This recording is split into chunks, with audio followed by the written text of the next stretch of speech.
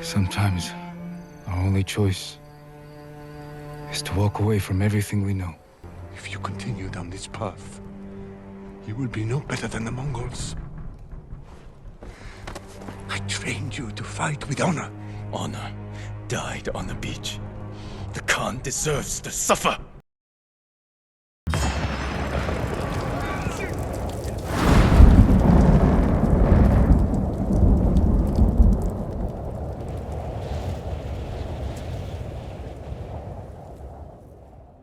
When I first played Ghost of Tsushima, I, like many others, was blown away at the stunning visuals and gorgeous scenery, even while knowing beforehand that the game would be gorgeous, as one of my closest friends would constantly send me pictures he took in photo mode, which speaks volumes to just how incredible this game looks.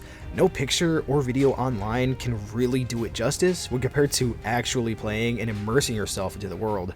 However, after about the halfway point of the game's story, the visuals became far from the most impressive part of the game to me. By this point of the game, I was already obsessed with the gameplay and the many ways you can approach a fight, from using tall grass, arrows, and smoke bombs to strike from the shadows, to literally walking in and calling out enemies for a frontal assault.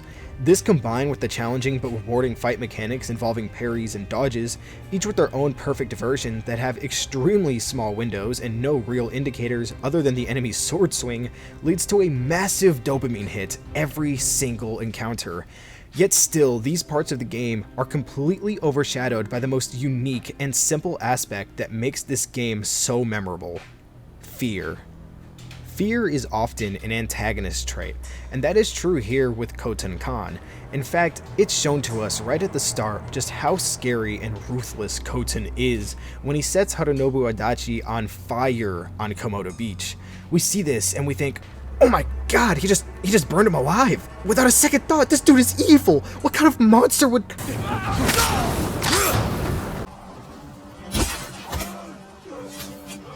After I first played through the initial cutscene, I expected the story to be about samurai code, honor, and compassion prevailing over the barbaric and brutal conqueror philosophy. Holy hell was I wrong. Instead, I got to see Jin Sakai slowly shed his code and honor in favor of the brutal methods used by Khotun Khan. I got to watch Jin slowly become more and more ruthless until he ends up being a reflection of the Khan. His transformation from Jin Sakai into the Ghost happens gradually over the game. And Jin's initial character flaws are traits we often associate with classic heroes: honor, integrity, and compassion. But for Jin, these traits held him and the samurai back. Khotun Khan has studied the samurai and their ways, carefully crafting the perfect methods to use their ways against them. Khotun knew that Shimura and the samurai would never abandon their code, even if it meant death. So if Jin was to win this war and defeat Khotun Khan, he would need to grow and overcome the flaws Khotun was using against them. As Jin breaks his code more and more, attacking the Mongols from the shadows, taking down leaders, and liberating camps as a one-man army, rumors and stories began to spread about him.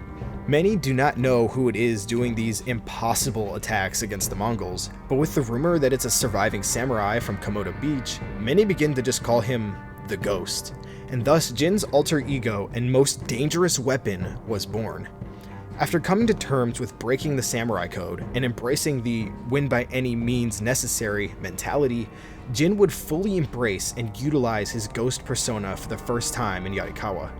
In the mission, the Ghost of Yarikawa, objectively the best mission in the game, Jin attempts to recruit the people of Yarikawa to fight against the Mongols. This is a daunting task for Jin, as clans Yarikawa and Shimura have bad blood and a tough history, with Jin's Sakai clan having aided Clan Shimura.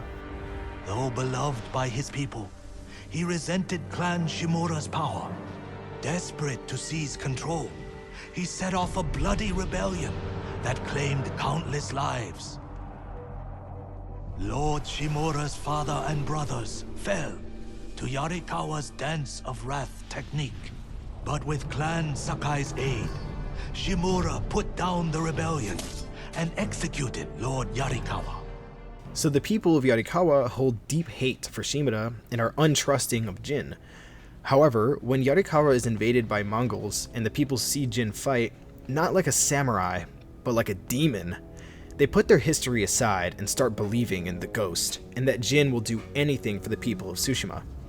They watch Jin slaughter Mongols with fire, explosions, and techniques no samurai bound by code would dare try. It's this mission where Jin has fully abandoned his code. He's walked away from everything he knows, and after he defeats Temuge, he's fully become the ghost.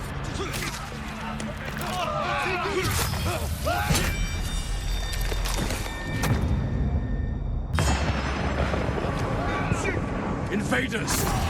Look at your general! Run! This will be your fate!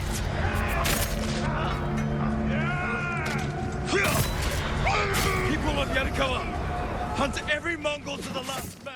It's here where Jin uses terror as a weapon against the Mongols for the first time, beheading their general right in front of them in a ruthless display of power.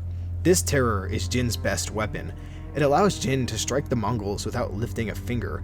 Mongol camps lose sleep in fear the ghost may strike them next.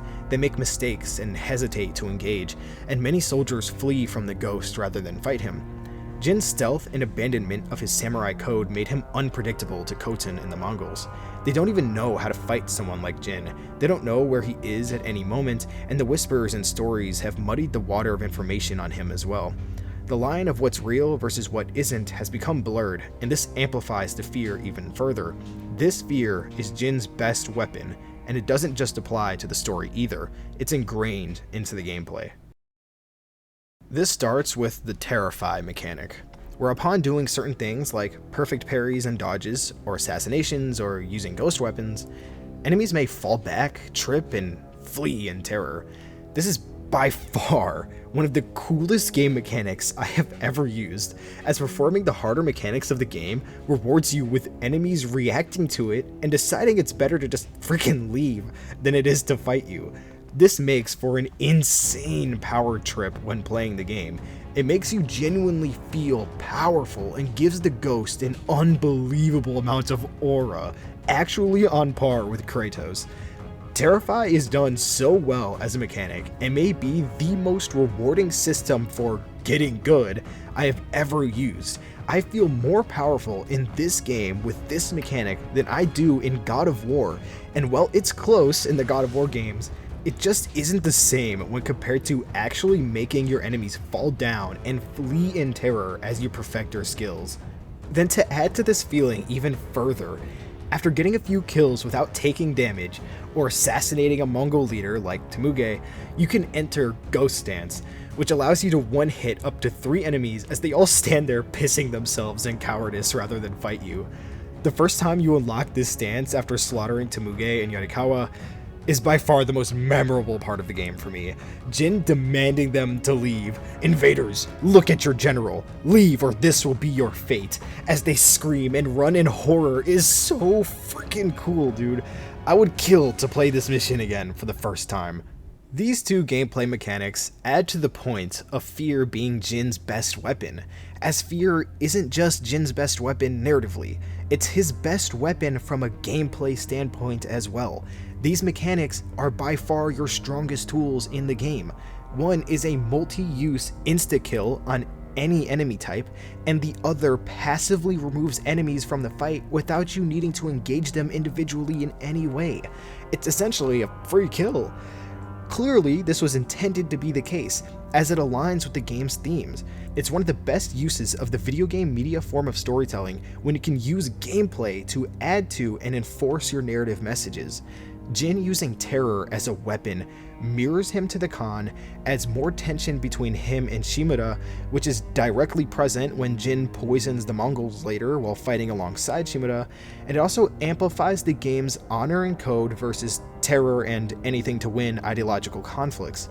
The devs tried their best to make every aspect of the game add to its themes in every way, which is what every story-driven game should strive to do, and Sucker Punch absolutely crushed it. To briefly return to when Jin slaughtered Temuge, this moment is a perfect example of Sucker Punch blending the story and gameplay together into one perfect moment.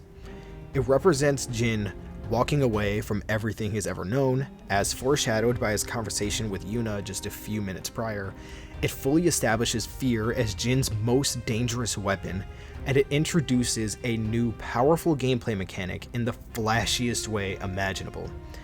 It's such an important moment, both story and gameplay wise, and it's easily the best way I've ever been introduced to a gameplay mechanic, and it may be the best way I'll ever be introduced to one.